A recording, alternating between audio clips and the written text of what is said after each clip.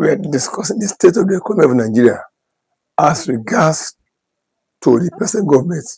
What has been the state of the economy of Nigeria as regards to the living standard of people? When we are considering the state of the economy as an relationship to the life of people, that is, we are talking about what is the impact of the economic policy, economic program of the government in relationship to the impact it has on the life of the people. Yes, if you can consider the living standard of the people right now and their cost of living, then related to the economic policy of this government, what's the relationship? What's the tragedy? What is the tragedy? Or the success can you ascribe it to? Will you say it's a tragedy or will you say it's a success? Either of the two.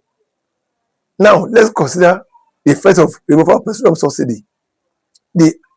That decision is a welcome decision, but the money made from it, how was it spent? Knowing fully well that removal of petroleum subsidy, the cost of other materials will rise up. Other materials cost of living will rise up, and which definitely rose up to a astronomical level, meaning that the cost of living items in Nigeria go extremely higher up. Cost of sustaining of Nigerians become so high, meaning that cost of living become excessively high.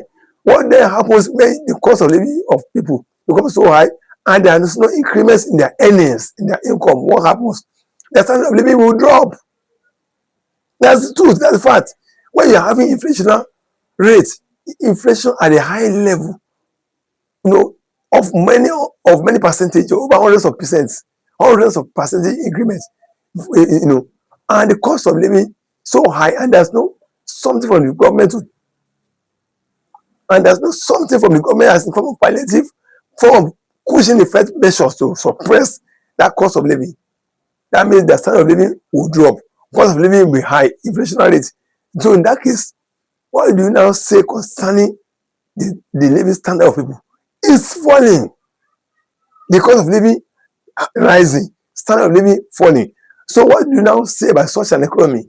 Would you say it's a plus or minus? When the cost of living is becoming extremely high and the standard of living of people is dropping as a result of the economic policy of the government, like removal of subsidy of petroleum, removal of subsidy of petroleum products, of which that price has multiplier effect on other materials, other costs of living, other things of other items of living. So that means the economic program of that government doesn't impact possibly the life of people. That's simple. That's simple means. Okay, what about the other areas of economic living of Nigeria? In terms of provision of jobs, in terms of creating opportunities, assisting, supporting entrepreneurs, small scale industries to boost their resources, to boost their business. What is the impact of government? Is it really threat? Is it really threat? Do small scale entrepreneurs, how many of them across the country were assisted by government in terms of provision of fund, in terms of assistance, in terms of grants, small scale loan to boost their business? How many of them? What about social securities? In terms of social security, in what way do we have that from this government? All these areas I'm mentioning. What about social services? Subsidize, provision of social services like transportation to cushion the effect of the removal of subsidy, removal of subsidy from petroleum,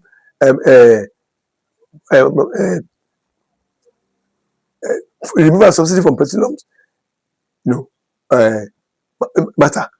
Where does that impact in the life of Nigeria positively? So the government has not thought it wise that this decision we have taken, how do we come from the other side to cushion the effects on the life of Nigeria by providing social services, by providing grants and supporting small scale industries and providing money for people to boost their businesses, providing social services, social security services to cushion the effects, where various package to cushion the effect on this excessive cost of living of people occasioned by removal of petroleum subsidy. But instead of this happening, what we hear the federal government level was that that much money made was being given to the governors. And what is the effect of it in the life of the people? It has made people to go backward. It has sent people backward. It has sent people into more poverty, more deprivation. People are not, people are not spending high cost of living and sustaining themselves in Nigeria when their earnings, when their income is not increasing.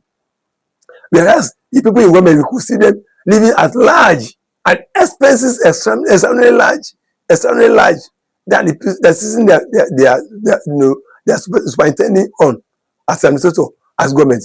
So this is state of the economy of Nigeria. And just name it. Which sector can you say is impact positively of Nigeria? Has it reduced unemployment? Has it created more job to the hands of people? Has it elevated people out of the poverty? What is the performance index of the economy of this country now that you can point to, that can say it elevated, raise people out of poverty, rather than sinking people more into poverty? This is the point we are talking about, that the current economic,